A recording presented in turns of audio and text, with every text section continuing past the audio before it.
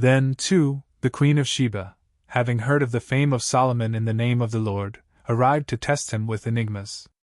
And entering into Jerusalem with a great retinue, and with riches, and with camels carrying aromatics, and with an exceedingly great quantity of gold and precious stones, she went to King Solomon. And she spoke to him all that she held in her heart. And Solomon taught her, in all the words that she had proposed to him. There was not any word which was able to be hidden from the king, or which he did not answer for her. Then, when the Queen of Sheba saw all the wisdom of Solomon, and the house that he had built, and the food of his table, and the dwelling places of his servants, and the rows of his ministers, and their apparel, and the cupbearers, and the holocausts that he was offering in the house of the Lord, she had no longer any spirit in her. And she said to the king, "The word is true, which I have heard in my own land, about your words and your wisdom. But I did not believe those who explained it to me, until I went myself and saw it with my own eyes. And I have discovered that the half of it has not been told to me. Your wisdom and works are greater than the report that I have heard. Blessed are your men, and blessed are your servants, who stand before you always, and who hear your wisdom. Blessed is the Lord your God, whom you have greatly pleased, and who has placed you upon the throne of Israel. For the Lord loves Israel forever, and he has appointed you as king, so that you may accomplish judgment and justice." Then she gave the king 120 talents of gold, and an exceedingly great amount of aromatics and precious stones. No greater quantity of aromatics was ever again brought forth as these, which the Queen of Sheba gave to King Solomon. Then, too, the navy of Hiram, which carried gold from Ophir, brought an exceedingly great quantity of thyine wood and precious stones from Ophir.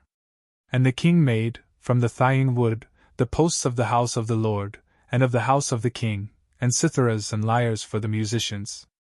No thyine trees of this kind were ever again brought forth or seen, even to the present day. Then King Solomon gave the Queen of Sheba all that she desired and requested of him, aside from what he himself had offered to her from his royal bounty. And she returned and went away to her own land, with her servants. Now the weight of the gold that was brought to Solomon each year was 666 talents of gold.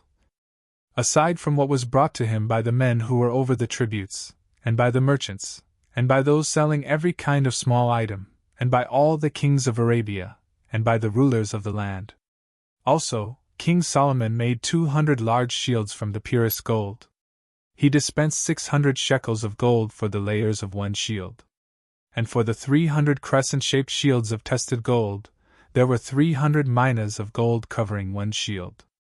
And the king placed these in the house of the forest of Lebanon. Also, King Solomon made a great throne from ivory. And he clothed it with a great quantity of red gold. The throne had 6 steps, and the summit of the throne was rounded in the back section.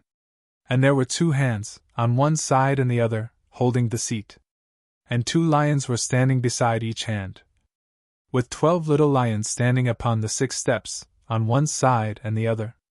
No similar work has been made, ever in any kingdom. Moreover, all the vessels from which King Solomon would drink were of gold. And all the items in the house of the forest of Lebanon were of the purest gold. There was no silver, nor was any accounting made of silver in the days of Solomon. For the navy of the king, once every 3 years, went with the navy of Hiram by sea to Tarshish, bringing from there gold, and silver, and elephant tusks, and primates, and peacocks. And so, King Solomon was magnified above all the kings of the earth in riches and in wisdom.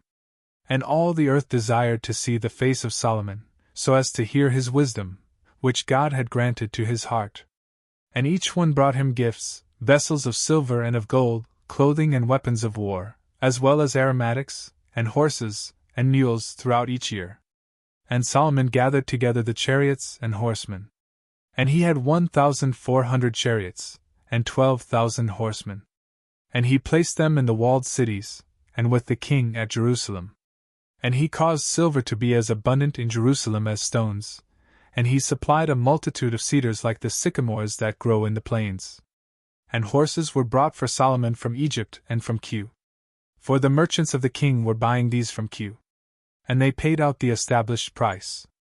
Now a 4-horse chariot would be sent from Egypt for 600 shekels of silver, and a horse for 150. And in this manner, all the kings of the Hittites and of Syria were selling horses.